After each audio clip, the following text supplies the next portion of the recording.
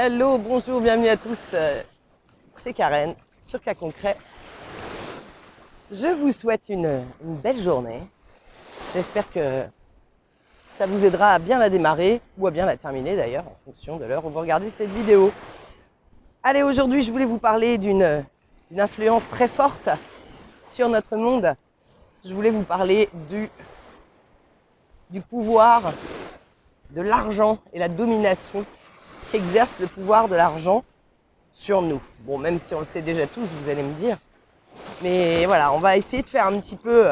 On va faire comme si on avait une baguette magique et que avec cette baguette magique, on pouvait changer l'impact et le rôle...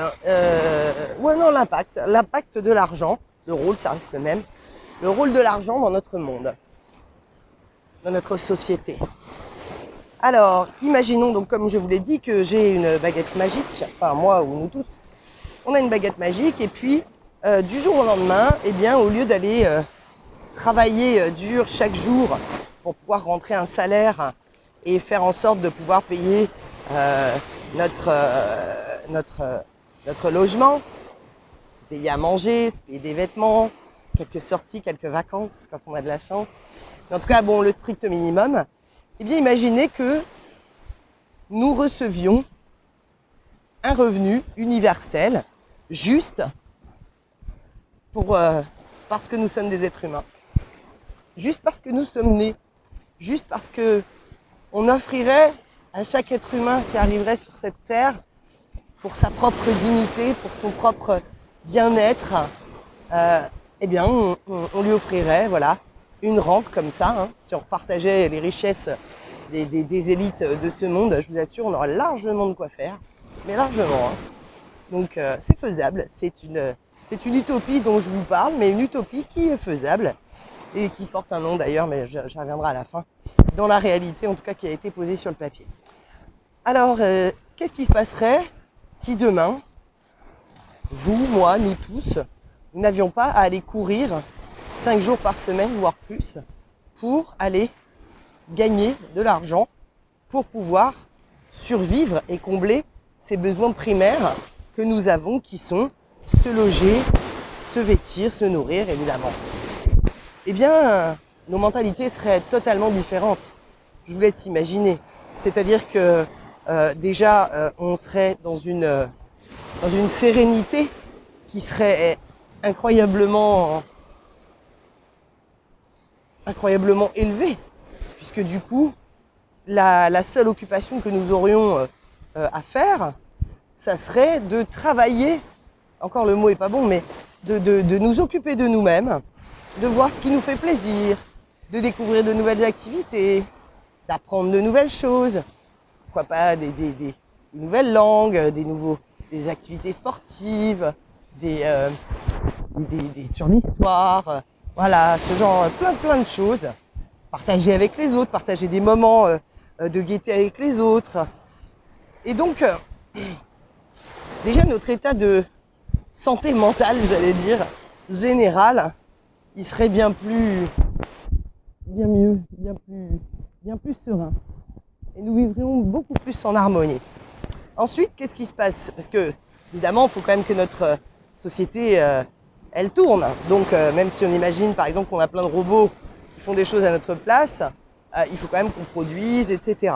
Donc bien sûr, travailler ne serait pas forcément interdit, mais en tout cas, pour ceux qui auraient d'autres choses à faire, je prends un exemple, celui ou celle qui est passionné de danse et qui je trouve pas mon verbe, qui se contente, voilà, qui se contente de son revenu universel qu'il touche tous les mois, ça lui suffit pour payer son logement, pour se payer à manger, pour faire un petit peu de quelque chose.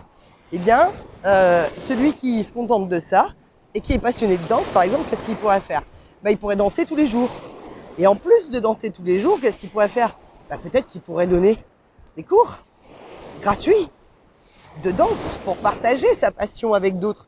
Parce qu'en fait, son but premier, ça serait sa passion, ça serait pas l'argent qui aurait derrière la passion. Et on peut appliquer ça à tous les métiers. Donc du coup, on serait dans un réel partage. C'est-à-dire que celui qui est fan de danse il enseignerait la danse, mais pas pour gagner de l'argent. Celui qui est fan de mathématiques, eh ben, il pourrait donner des cours de mathématiques ou de physique. Celui qui est fan d'histoire, celui qui est fan de sciences.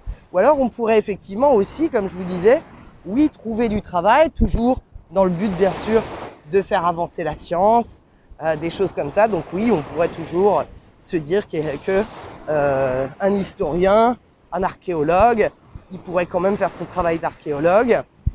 Donc en plus de son revenu d'être humain, de la dignité d'être un être humain, eh bien il toucherait également un autre revenu pour son travail d'archéologue. Mais qu'est-ce qui se passerait? On serait beaucoup moins sujet aux pressions de notre monde, parce que l'argent exerce un pouvoir de domination et aujourd'hui il va avec la réussite. Oh là là, les vagues elles vont me choper. Hop, ça monte haut. Ça monte haut là. Donc, le pouvoir de domination de l'argent nous fait en fait vraiment nous comporter de manière différente.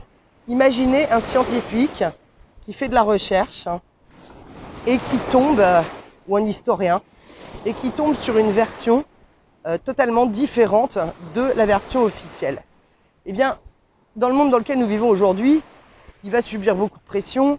S'il décide de dire au grand public ce qu'il a trouvé, eh bien, on risque en fait, on risque pas, souvent ça se passe comme ça.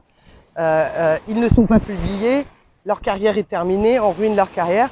Tout ça parce que ça ne va pas dans le carcan qu'a décidé cette petite élite qui est au sommet.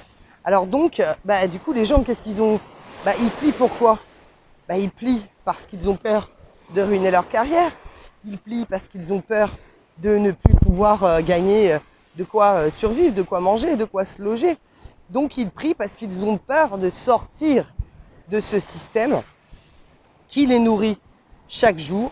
Alors qu'en fait, si, comme je vous le disais, si nous avions tous un revenu universel qui déjà nous permettait de nous sentir en sécurité et sereine pour la vie quotidienne, les bases quotidiennes, les bases de survie, quoi, et bien, même plus que de la survie, les bases de vie, et bien en fait, on prendrait beaucoup plus de risques. Et on serait beaucoup plus dans le partage. Et il y aurait beaucoup plus de gens indépendants. Donc, et puis j'ai envie de vous rappeler un petit truc aussi. Est-ce que vous vous rappelez que à l'ère industrielle, quand on a commencé avec nos grands-parents, on va dire, quand ils ont commencé à mettre en place des machines et à les faire travailler à l'usine, on leur a toujours dit que là, il fallait bosser. Et qu'en fait, à un moment, les machines allaient remplacer l'être humain. Mais pas en mode il les remplace et puis ça rapporte encore plus de thunes aux autres qui possèdent tout. Non, on les avait bien bernés, on leur avait dit que les machines remplaceraient l'être humain et que du coup, l'être humain bosserait de moins en moins et qu'il gagnerait toujours autant d'argent. Mais avec les années, vous voyez bien, tout ça a été complètement oublié. Aujourd'hui, on dit aux êtres humains qu'on les remplace par des machines et puis ils ont leurs yeux pour pleurer. Si, alors excusez-moi, c'est vrai. On a des syndicats qui, de temps en temps, nous font croire qu'ils font quelque chose, alors qu'en fait, on sait très bien pour qui ils bossent, et c'est pas pour nous, parce qu'au final, voilà. Vous savez, c'est le jeu de, on vous dit qu'on va vous enlever, je vais parler en pourcentage, mais on vous dit qu'on va vous enlever 30%, donc vous gueulez, vous êtes prêts à faire grève, ceci, cela, et à la fin, les autres, ils vous disent qu'ils ont négocié et qu'on va vous en enlever que 15. Sauf qu'au début, en fait, on voulait juste vous en enlever 15. Mais on vous a dit 30 d'abord pour pouvoir vous faire accepter le 15. Et ça, c'est un jeu, c'est une guerre psychologique. C'est-à-dire que n'importe qui fait de la psychologie sait faire ça et tout le monde tombe dans le panneau, quoi. C'est la même chose avec les promos au supermarché où on arnaque les gens en leur mettant des étiquettes avec des réglementations, il y a marqué promotion et tout ça. C'est-à-dire que c'est un jeu psychologique. Les gens ont l'impression qu'ils gagnent quelque chose, du coup ils sont contents. Mais bon, il serait peut-être un peu temps qu'on récupère un petit peu nos neurones et qu'on en fasse quelque chose et qu'on se dise ce truc-là, qu'est-ce qui vaut vraiment à la base? C'est pas, si on nous vend les trucs si peu cher pendant les soldes, c'est qu'il y a une raison. C'est qu'en fait, on nous les vend trop cher toute l'année. Voilà. Donc, encore une fois, ne vous laissez pas berner par tout ça. Imaginez si on avait une société comme je viens de vous décrire, comment toute notre façon de vivre serait totalement différente, comment les mentalités des humains entre eux seraient différentes.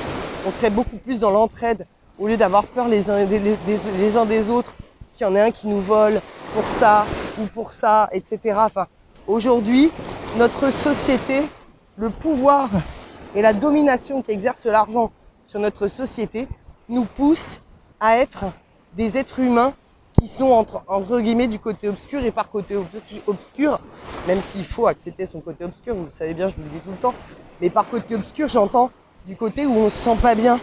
Alors ça fait partie de la vie d'un être humain parfois de ne pas se sentir bien, ça il n'y a pas de problème. Mais est-ce qu'il ne faudrait pas quand même rééquilibrer un petit peu la balance et avoir le droit aussi à l'harmonie?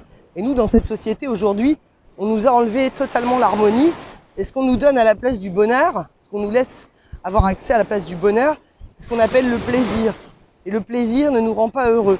Le plaisir provient de quelque chose d'extérieur qui va nous rendre un instant euphorique, alors que le bonheur vraiment provient de l'intérieur. Ça, c'est vraiment la différence pour vous, pour savoir si vous ressentez du bonheur ou si vous ressentez du plaisir. Le plaisir provient de quelque chose d'extérieur. Donc ça peut être, vous sortez danser, donc c'est le fait d'avoir la musique qui vous booste. Ça peut être les drogues, tout type de drogue. Quand je dis drogue, vous incluez dedans l'alcool, même les drogues légales, voilà. Ça reste de la drogue, même si on leur donne un autre nom. Mais tout ce qui est avec un effet euphorisant, le sucre, ça procure aussi du plaisir, mais en fait c'est un leurre, puisque pour le corps c'est du mauvais sucre en plus souvent qu'on absorbe. Si c'est le sucre des fruits, ça va, mais moi là je vous parle des mauvais sucres. Donc en fait il n'y a que des leurres comme ça qui sont faits toujours pour nous faire être du côté obscur, et au lieu d'aller trouver le bonheur et la sérénité, on nous encourage à aller chercher des moments de plaisir, mais qui ne sont pas forcément du coup bénéfiques pour tout le reste de notre être humain. Donc voilà, je voulais partager avec vous cette petite vision de notre monde futur. Pour ceux qui ne connaissent pas, je vous invite à vous renseigner sur le GESARA NESARA. Ça s'écrit G-E-S-A-R-A, plus loin N-E-S-A-R-A. G pour global, c'est-à-dire mondial, et N pour national. La France fait partie des pays qui ont signé le GESARA NESARA. Donc vous verrez que ce que je viens de vous raconter, ce n'est pas qu'une utopie. Sur le papier, légalement, ça existe. Après, quand est-ce qu'il sera mis en place? Eh bien, écoutez, j'en ai aucune idée. J'espère au plus vite. Parce que oui, ça serait effectivement... Donc on ne parle pas de communisme, attention à ne pas confondre. Le communisme, c'était une belle arnaque. Mais voilà, on parle vraiment d'une répartition des richesses qui serait saine et d'un revenu. Donc un revenu, pas un salaire, pas en échange d'un travail, un revenu. C'est-à-dire que tous les mois, encore une fois, je vous ai dit, la seule condition sine qua non pour toucher ce revenu, c'est d'être né être humain. Voilà. Et comme on est tous nés être humains, on y aurait tous droit, parce que c'est pour la dignité d'être un être humain. Voilà, donc j'espère que vous prierez avec moi, tous ensemble, pour que ça se mette en place tout ça, au plus vite. Moi j'y crois. J'y crois surtout depuis que j'ai vu que le papier était vraiment signé par plusieurs pays, parce que ça c'est important.